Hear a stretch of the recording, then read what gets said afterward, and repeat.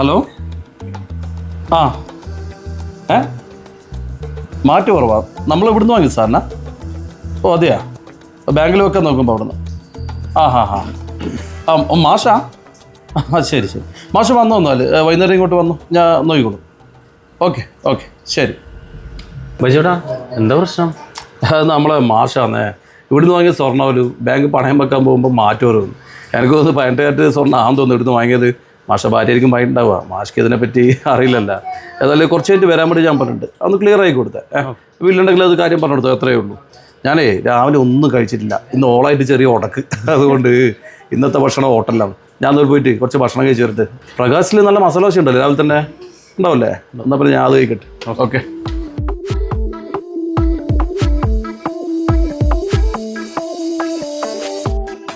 ഞാൻ 2 വർഷം മുമ്പേ വാങ്ങിയ ഒരു കമ്മലാണ് എൻ്റെ ഭാര്യയ്ക്ക്.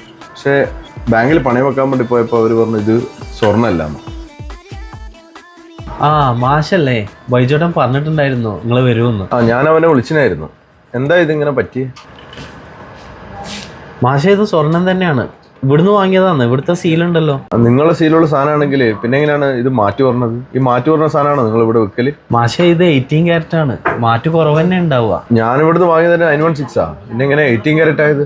മാഷെ, നമ്മളിവിടുന്ന് 2 ടൈപ്പ് സ്വർണ്ണം കൊടുക്കുന്നുണ്ട് കേട്ടോ. ഒന്ന് 916 ആണ്, ഒന്ന് 18 ക്യാരറ്റ് ആണ്.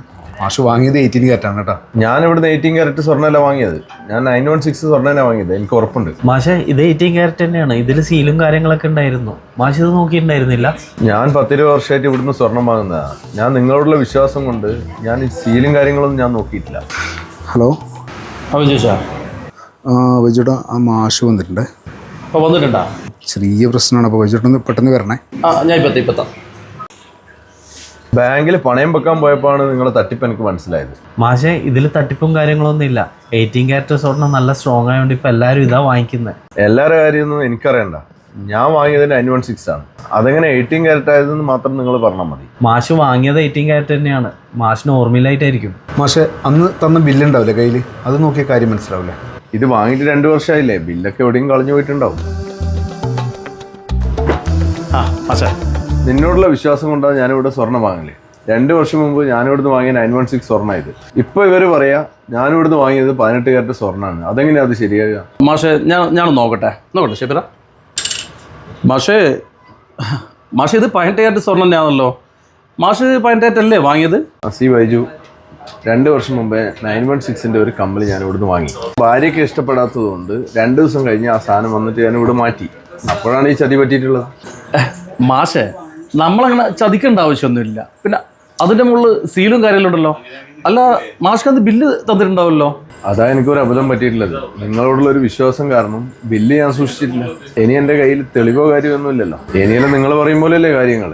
മാഷെ, ബില്ല് കളഞ്ഞു പോയി പൊടിക്കൊന്നും വേണ്ട, ഫുൾ ഡീറ്റെയിൽ ഇവിടെ ഉണ്ടാവും. ഒരു കാര്യം ചെയ്യും, മാഷം തോന്നുന്ന ഡേറ്റ് ഓർമ്മയുണ്ടാ? ബില്ല് ഇവിടുന്ന് കിട്ടുമോ? അങ്ങനെയാണെങ്കിൽ എനിക്ക് തോന്നുന്നു 2023 വിഷുവിൻ്റെ തലേന്നാന്ന് തോന്നുന്നു ഞാൻ ഇവിടെ വന്നത്. 2023 അല്ലേ ഷബീറ? അതിൻ്റെ ഡീറ്റെയിൽ ഇവിടെ ഉണ്ടാവില്ലേ? ബൈജോട്ടാ, 2023 ഡീറ്റെയിൽസ് ഒക്കെ ബാക്കപ്പിലാണ് ഉണ്ടാവുക. മാനേജർ വരണം, ഓർക്ക് അതിൻ്റെ ഡീറ്റെയിൽസ് ഒക്കെ അറിയുന്നത്. അതെയാ മാഷെ, നമ്മളെ മാനേജർ പുറത്തായിട്ടുള്ള വന്നപാടെ ഞാൻ ബില്ലെടുത്ത് തരാം. മാഷെ തന്നെ കുറച്ച് വന്നിരിക്കും. ശരി, ഞാൻ വെയിറ്റ് ചെയ്യാം.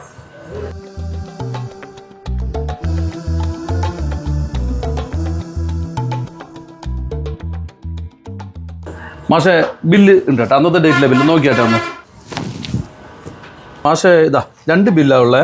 ഒന്ന് മാഷ് വിഷുവിൻ്റെ തലേന്ന് വാങ്ങിയ കമ്മലിൻ്റെ ബില്ലാണിത്. പിന്നെ നിങ്ങൾ 2 ദിവസം കഴിഞ്ഞിട്ട് വാങ്ങിയ കമ്മലിൻ്റെ ബില്ലും ഉണ്ട്. ഇതിൽ മാഷ് വ്യക്തമായിട്ട് എഴുതിയിട്ടുണ്ട്. നിങ്ങൾ വിഷുവിൻ്റെ തലേന്ന് വാങ്ങിയത് കറക്റ്റ് 916 ആണെന്ന് വാങ്ങിയിട്ടില്ല. നോക്കട്ടെ, 916 വാങ്ങിയിട്ടുണ്ട്. പക്ഷേ അതിന് ശേഷം നിങ്ങൾ രണ്ടാമത് വാങ്ങിയത് 18 ക്യാരറ്റാണ് വാങ്ങിയിട്ടുള്ളത്. അതായത് ഇത് 916 ആണ്, രണ്ടാമത് വാങ്ങിയത് 18 ക്യാരറ്റാണ്. മാഷോട് നമ്മളെ സ്റ്റാഫ് പറഞ്ഞിട്ടില്ലേ 18 ക്യാരറ്റാണ്? ബൈജു, 18 ക്യാരറ്റ് സ്വർണ്ണം ഞാൻ ഇതുവരെ വാങ്ങിയിട്ടില്ല. പക്ഷേ ഇവർ ഉറപ്പുള്ള സ്വർണ്ണമെന്ന് ഇവർ എന്നോട് പറഞ്ഞു. പക്ഷേ 18 ക്യാരറ്റാണെന്ന് പറഞ്ഞത് ഞാൻ ഓർക്കുന്നില്ല. മാഷേ, ഇവിടുന്ന് 18 ക്യാരറ്റ് പറഞ്ഞ സാധനം കൊടുക്കുള്ളൂ. കാരണം അങ്ങനെ ഇവിടുത്തെ റൂൾസ്. ഷബീറെ പറഞ്ഞിട്ടുണ്ടാവില്ലേ 18 ക്യാരറ്റാന്ന്? ഇതുവരെ ആരും ഇവിടുന്ന് പറയാണ്ട് കൊടുത്തിട്ടില്ല. മാഷ് അവൻ പറയുന്നത് കേട്ടിട്ടില്ലേ? അങ്ങനെ പറയാണ്ട് ഒരു സ്റ്റാഫ് ഇവിടുന്ന് കൊടുക്കില്ല. പിന്നെ മാഷ് പേടിക്കണ്ട, ഇനിയിപ്പോൾ പറഞ്ഞിട്ടില്ലെങ്കിലും മാഷ്ക്ക് തന്ന ബില്ലിൽ ഫുൾ ഡീറ്റെയിൽ ഉണ്ട്. ഇത് അന്നത്തെ ഡേറ്റിലുള്ള ബില്ലാണ്. നമ്മളിതാ GST നമ്പർ അടക്കമുള്ള ബില്ലാണിത്. അപ്പോൾ ഇതിൽ മാഷ് നോക്കിയാൽ മതി. മാഷ് വിഷുവിൻ്റെ തലേന്ന് വാങ്ങുന്ന ബില്ല് നോക്കിയാട്ടെ. ഇത് 916ൻ്റെ അതേ റേറ്റാണ് നമ്മൾ ഇട്ടിട്ടുള്ളത്. ഇവിടെ 916 കൊടുത്തിട്ടുണ്ട്. ഇനിയിപ്പോൾ 2 ദിവസം കഴിഞ്ഞിട്ട് മാഷ് മാറ്റിയെടുക്കുമ്പോൾ ഇതാ വാങ്ങിയ സ്വർണം നോക്ക്, 18 ക്യാരറ്റ് തന്നെ ഈ ബില്ലിലുണ്ട്. ഇതിൽ ഒരു കള്ളത്തരോ കാര്യമില്ല. എനിക്ക് തോന്നുന്നു മാഷ 18 ക്യാരറ്റ് എന്നുള്ളത് ശ്രദ്ധിച്ചിട്ടുണ്ടാവില്ല. ഷെബീർ എനിക്കൊന്ന് അന്ന് 18 എന്ന് പറഞ്ഞാൽ 18 ക്യാരറ്റ് എന്നാ മാഷോട് പറഞ്ഞേ. സാധാരണ ബൈജോട്ടാ നമ്മൾ 916 916 18 തന്നെ പറയാറ്. 18 എന്നാ പറയണ്ടാവല്ലേ. ഷെബീറിനെ അന്നേ പറഞ്ഞില്ലേ 18 ക്യാരറ്റ് എന്ന് തന്നെ പറയണം. മാഷേ എനിക്ക് തോന്നുന്നു 18 എന്ന് പറഞ്ഞപ്പോൾ മാഷ്ക്ക് തിരിച്ചിട്ടുണ്ടാവില്ല. എല്ലാവർക്കും ഈ 18 ക്യാരറ്റ് എന്ന് പറഞ്ഞു കഴിഞ്ഞാൽ ഇത് 18 ക്യാരറ്റാന്ന് മനസ്സിലാവും. മാഷേ ഇന്നാളൊരാൾ തളിപ്പറം വന്ന് 18 ക്യാരറ്റിൻ്റെ സ്വർണം വാങ്ങുന്ന ഇവിടെ വന്ന്, അതായത് നേരിയ ചെയിൻ 18 ക്യാരറ്റാന്ന് ഉറപ്പുണ്ടാവുക. പക്ഷേ അത് തിരിച്ചുകൊണ്ടുപോയപ്പോൾ ഏതോ സ്ഥലത്ത് ടെസ്റ്റ് ചെയ്തപ്പോൾ ഇവർ പറയുന്നത് ഇത് 18 ക്യാരറ്റാണ്.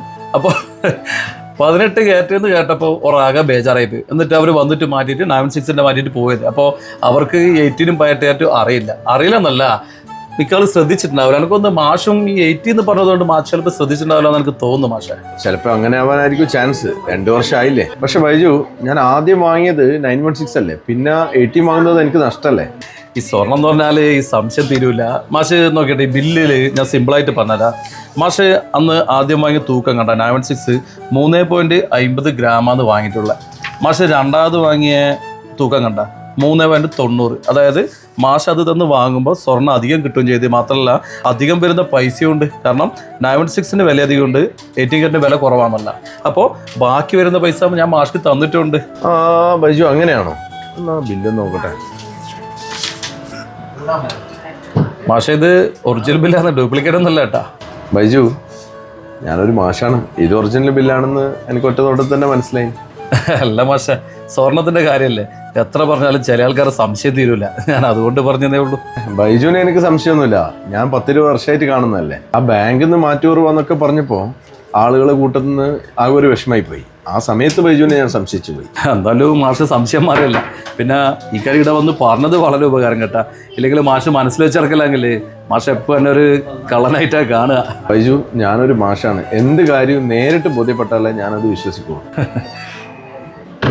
ബൈജു, എനിക്ക് അത്യാവശ്യമായിട്ട് ഒരു കാര്യം ചെയ്യാനുണ്ടേ.